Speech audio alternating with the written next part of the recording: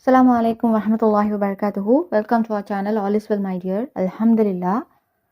அவசரமான இந்த உலகத்தில் நன்மையை செய்யக்கூடிய வழிகள் எவ்வளவோ இருந்தாலும், ஆனால் அதுக்கான கவனமோ அதுக்கான நேரமோ நம்ம சரியாக அமையுதா அப்படின்னு கேட்டால் நிச்சயமாக இல்லை. இது எல்லாருக்கும் கிடையாது. ஆனால் ரசூல் ஸல்லல்லாஹு அலைஹி வஸல்லம் அவங்க குறுகிய நேரத்தில், அதாவது நமக்கு கிடைக்கக்கூடிய சின்ன சின்ன விஷயங்களில் கூட நம்ம அதில் கவனம் செலுத்தி நம்ம அந்த நன்மைக்காக நம்ம அந்த நேரத்தை ஒதுக்கும்போது நிச்சயமாக குறுகிய நேரத்தில் பெரிய அளவு நன்மை கிடைக்கிறதுக்கான வழிகள் உண்டு அப்படின்னு நம்ம கற்றுத்தந்திருக்காங்க. அது என்னென்னலாம் அப்படிங்கிறத நம்ம இன்னைக்கு பார்ப்போம்.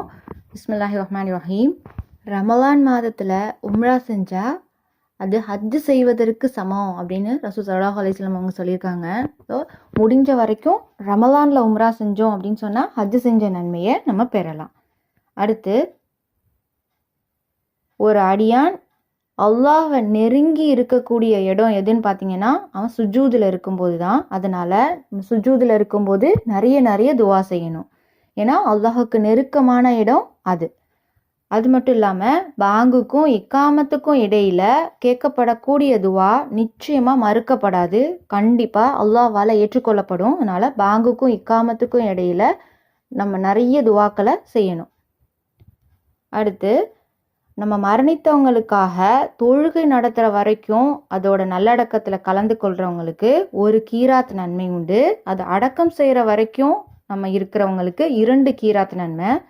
2 கீராத்னா என்ன அப்படின்னு ரசூலாட்ட கேட்கப்பட்டதுக்கு, பிரம்மாண்டமான 2 மலைகள் போன்ற நன்மைகள் உண்டு அப்படின்னு சொல்லியிருக்காங்க. அதனால் மரணித்தவங்களுக்காக தொழுகையிலே கலந்துக்கிட்டு அவங்க அடக்கம் செய்கிற வரைக்கும் நம்ம இருந்து இந்த நன்மைகளை பெறணும்.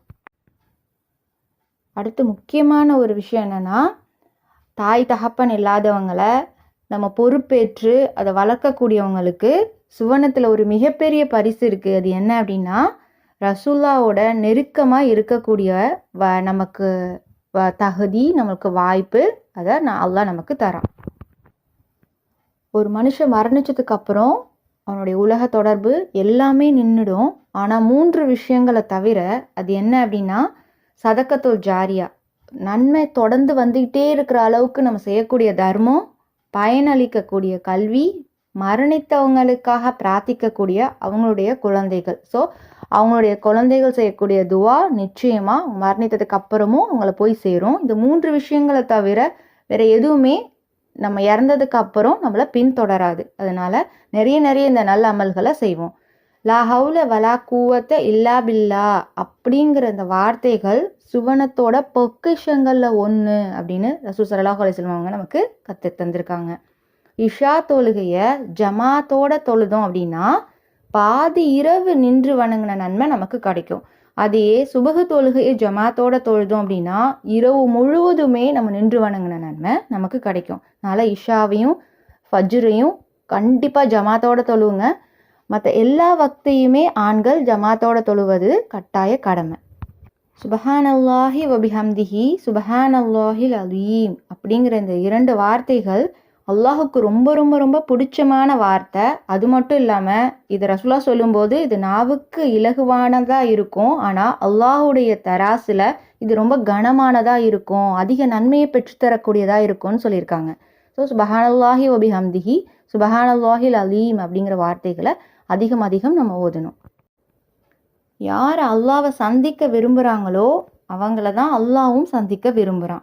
அதனால் அல்லாவை நம்ம சந்திக்க விரும்பணும்னா அவனுக்கு பிடிச்சமான காரியங்களில் அதிகம் இந்த உலகத்தில் நம்ம ஈடுபடணும். அவன் வெறுக்கக்கூடியவை விட்டும் நம்மளும் விலகி இருக்கணும். சுபஹு தொழுகையை நிறைவேற்றிட்டோம் அப்படின்னா அன்னைக்கான பொறுப்பை அல்லாஹ் நமக்கு எடுத்துக்கிறான். அல்லாவோட பொறுப்பில் நம்ம இருக்கோம். அதனால் சுபஹு தொழுகையை எப்போவுமே விட்டுடக்கூடாது.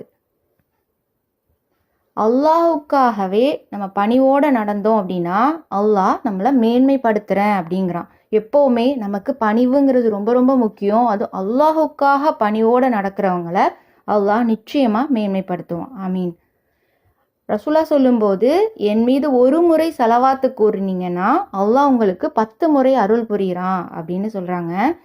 என்னென்னைக்குமே ரசூலா மேலே அதிகம் சலவாத்து சொல்லணும். அது வெள்ளிக்கிழமை அதை விட அதிகமாக சொல்கிறது ரொம்ப சிறப்பு. இறந்தவங்களை அடக்கம் செய்யப்பட்ட இடத்துலையும் ரெஸ்ட் ரூம்லேயும் தவிர இந்த பூமி முழுவதுமே அல்லாஹ்வை தொழக்கூடிய இடமா தான் ஆக்கப்பட்டிருக்கு அப்படின்னு ரசூல் ஸல்லல்லாஹு அலைஹி வஸல்லம் அவங்க நமக்கு கற்றுத் தந்திருக்காங்க.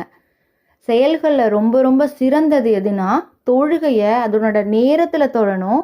எப்போவுமே தொழுகைக்கான பாங்கு கூறிய உடனேயே நம்ம தொழறது ரொம்ப ரொம்ப சிறப்பு. நேரத்தை பிற்படுத்தக்கூடாது. ஏன்னா அது செயல்களில் சிறந்தது தொழுகை அதற்கான நேரத்தில் தொழறது தான். தொழுகையில் இமாமுக்கு மறதி ஏற்பட்டுடுச்சு அப்படின்னா அதை எப்படி நம்ம தெரிவிக்கணும்? ஆண்களாக இருந்தால் சுபஹானல்லாஹ் அப்படின்னு சொல்லணும். பெண்களாக இருந்தால் கையை தட்டணும். இது ரசூலா நமக்கு கற்றுத்தந்த விஷயம். மறுமையில் இறைவனை நம்ம சந்திக்கணும் அப்படின்னா என்ன செய்யணும்? நற்செயல்களை செய்யணும். இறைவனுக்கு இணை வைக்காமல் இருக்கணும். இதை அல்லாஹ் சொல்லும்போது என்னை நீங்கள் சந்திக்கணும்னு நினச்சிங்கன்னா இந்த செயல்களை செய்யணும் அப்படின்னு சொல்லியிருக்கான். மற்றவங்களோட துன்பத்தை கண்டு நம்ம சந்தோஷப்படலாமா அப்படின்னு கேட்டால் கண்டிப்பாக கூடாது. ஏன்னா உன் சகோதரனோட துன்பத்தை கண்டு நீ சந்தோஷப்படாத. ஏன்னா அவன் மீது கருணை புரிந்து உன்னை அந்த துன்பத்தில் ஆழ்த்திடுவேன் அப்படின்னு சொல்லிட்டு ரசூலா நமக்கு எச்சரிச்சிருக்காங்க. அதனால் அடுத்தவங்களுடைய கஷ்டத்தை பார்க்கும்போது அவங்களுக்காக நம்ம துவா செய்யணும். நம்மளால் ஏன்ற உதவிகளை செஞ்சு அந்த துன்பத்திலிருந்து அவங்க நீங்கிறதுக்கான வழி ஏற்படுத்தணுமே தவிர அதை கண்டு நம்ம மகிழக்கூடாது. கெட்ட வார்த்தைகளை பேசவே கூடாது. ஏன்னா எப்போதும் குறை கூறிக்கொண்டே இருப்பவனும் சபிப்பவனும் ஆபாசமாகவும் அற்பமாக பேசுபவனும் இறை நம்பிக்கையாளன் அல்லன் அப்படின்னு ரசூலா சொல்லியிருக்காங்க. அது மட்டும் இல்லாமல் இரட்டை வேடம் போடுறத நம்ம பாதுகாக்கிறதுக்கு அல்ல ரஹ்மான்ட்ட அதிகம் கேளுங்க. ஏன்னா மறுமை நாளில் மனிதர்களில் கெட்டவர்களாக 2 முகம் உடையவங்க தான் இருப்பாங்க. ஒரு முகத்தோட ஒரு கூட்டத்தோட இருப்பாங்க. இன்னொரு வேறு முகத்தோட இன்னொரு கூட்டத்திட்ட போவாங்களாம். அப்போது தனது கொள்கையை சந்தர்ப்பத்திற்கு தகுந்தவாறு மாற்றிக்கிட்டே இருப்பாங்களாம். இதிலிருந்து அல்லாஹ் ரஹ்மான் அனைவரையும் பாதுகாக்கட்டும். எந்த பெண்களும் மற்றும் எந்த பெண்களையும் பரிகாசம் செய்யக்கூடாது. அதே மாதிரி எந்த ஆண்களும் மற்றும் எந்த ஆண்களையும் பரிகாசம் செய்யக்கூடாது. ஏன்னு சொன்னால் இவங்க அவங்கள விட மேலானவர்களாக இருக்கலாம். அதனால் நீங்கள் ஒருத்தவங்க பழித்து கொள்ளாதீர்கள். அது மட்டும் இல்லாமல் ஒருவரை ஒருவர் தீய பட்ட பெயர்களால் கூப்பிடக்கூடாது. ஏன்னு சொன்னால் ஈமான் கொண்டதுக்கப்புறம் அவ்வாறு தீய பட்ட பெயர் சூட்டுறது ரொம்ப ரொம்ப ரொம்ப கெட்டது. யார் இதிலிருந்து மீளலையோ அவங்க அநியாயக்காரர்கள் அப்படின்னு அல்லாஹ் நம்மளை எச்சரிக்கிறான். அதனால் பரிகாசம் செய்கிறது, பட்ட பெயர் சொல்லி அழைக்கிறது, பழித்து பேசுறது அப்படிங்கிறதுலேருந்து நம்மளை பாதுகாத்துக்கணும். இந்த செயல்களை நம்மளை விட்டும் நீக்கிக்கணும். இது போல் பல விஷயங்களை தெரிஞ்சுக்கிறதுக்கும் குர்ஆனை அரபியில் எப்படி ஓதணும் அப்படிங்கிறதுக்காகவும் நம்ம சேனலை சப்ஸ்கிரைப் பண்ணிக்கோங்க. அஸ்ஸலாமு அலைக்கும்.